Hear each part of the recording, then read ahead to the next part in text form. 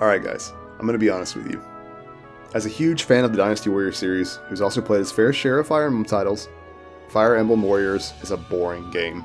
How could we let this happen? There, I said it. Review is over. Although to be honest with you, it had some pretty cool concepts that made it to the other Warriors titles, and I hope we can continue to see these in future titles. And since Age of Calamity was a pretty great game, and Fire Emblem Warriors ended up selling a modest 1 million copies internationally by 2018, it's not surprising we're getting a new one. And I'm excited to get my hands on it. So how about we talk about the Fire Emblem Warriors game that started it all before moving on to the newer, fresher horizons.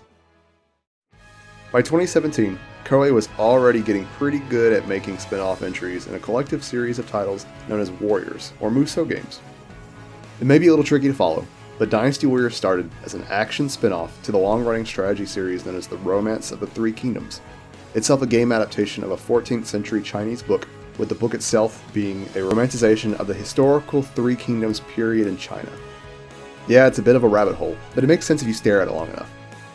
To get back to the subject at hand, after making the outstanding Zelda spin-off title Hyrule Warriors in 2014, Omega Force was brought back again to make this little pile of mediocrity here in 2017 for the Wii, as well as the new 3DS. For this review, I'll only be showing the Switch title. I haven't played the new 3DS title, so I can't say much about it other than that it exists.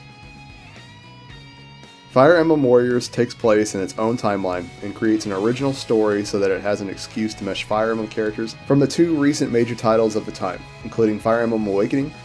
For what it's worth, a game I wholeheartedly recommend, please go play it, as well as Fire Emblem Fates, a game I have, but frankly I haven't gotten around to playing yet.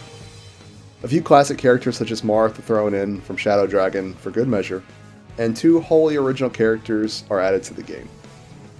Anna also pops up here after completing certain map objectives to give you useful goodies and can be unlocked as a secret character later on.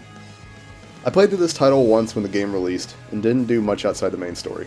When recording for this review, I was originally planning on doing an analysis of the entire story that Fire Emblem Warriors provides, because Fire Emblem typically does have good stories to tell. I decided though that it wasn't worth my time in this case. The story is unoriginal and an excuse to get all these characters together. There are 21 stages in total, but not much happens worth noting in them. In short, there are 2 royal children that inherit the Shield of Flames, basically this game's version of the Fire Emblem, and go fight the big bad dragon Velazark. That's really all you need to know.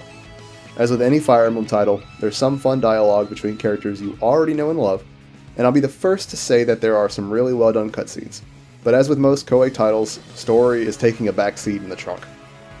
On the surface, Fire Emblem has a pretty fun combat hook.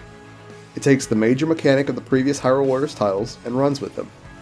You can still perform a mix of combos made by stringing together different sets of regular and strong attacks. Fill up your special gauge high enough to unleash a powerful special attack, this game's version of a Musou attack.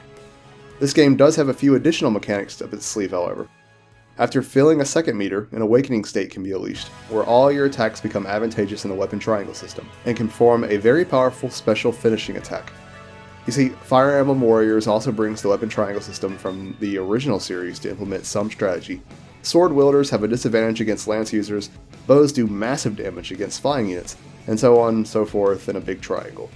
The game does a decent job with the system, which is made more impactful due to how characters are handled in battle. Similar to in some of the later Samurai Warriors titles, you don't just control one character in battle, you control the entire army. You can prepare for battle before it starts and view different map objectives and locations of certain enemies and bases, and place your officers accordingly. You can also give your playable characters commands to pursue in the battle as you control someone else. I can't stress how much I love this system. This is something Fire Emblem Warriors got right, and the game is 100% better because of it.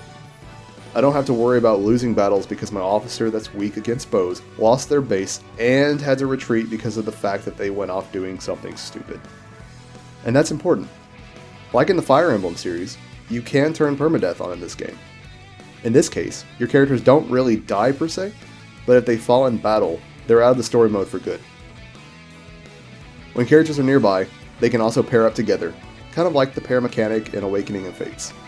The second character is temporarily removed from the battlefield, but it'll boost the stats of the character under your control, and you can always swap between the 2 paired characters or unpair them if you need to perform multiple objectives at the same time or some other reason.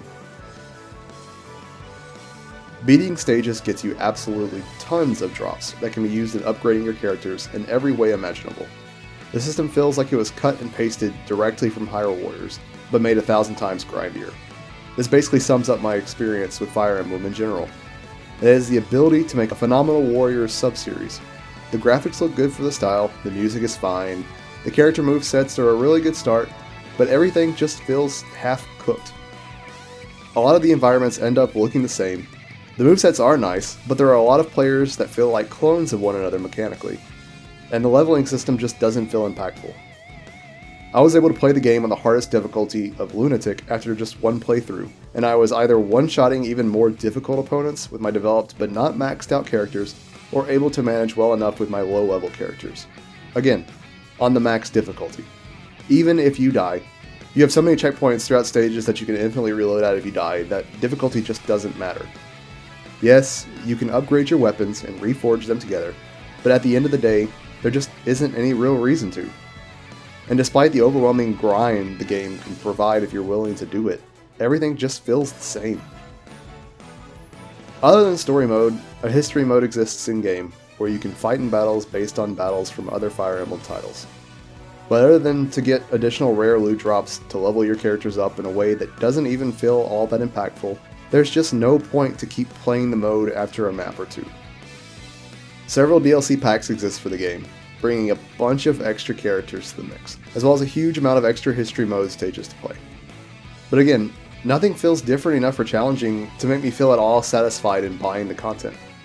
If your favorite character is in a pack, by all means, get it, but I don't see the DLC as something absolutely needed. Same thing with the amiibo mechanic. I actually have quite a few Fire Emblem amiibo, as well as plenty other miscellaneous ones I've gotten over the years. Up to 5 can be scanned per day, and scanning generic ones will give you a decent amount of gold or a random weapon. The Chrom and Tiki amiibo will give you some unique weapons as well, but at the end of the day, it's nothing worth forking over the cash for a set of scalped amiibo if you don't want them for the sake of collecting. So do I think Fire Emblem Warriors is a game worth playing for Warriors fans, Fire Emblem fans, Nintendo fans, or any other kind of fan out there? Generally, not really.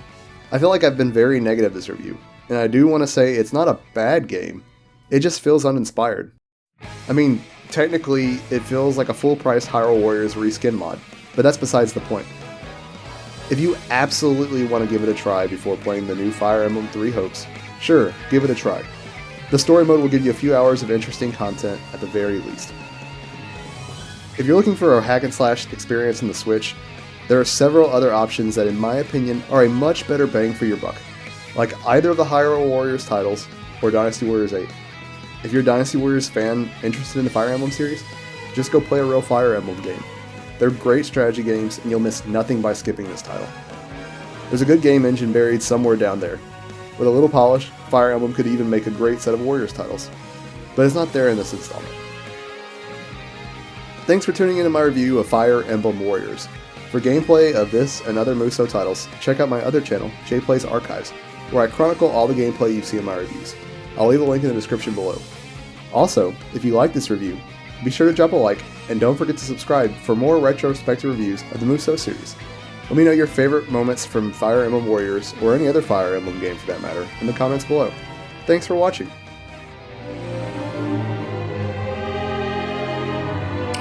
How's this?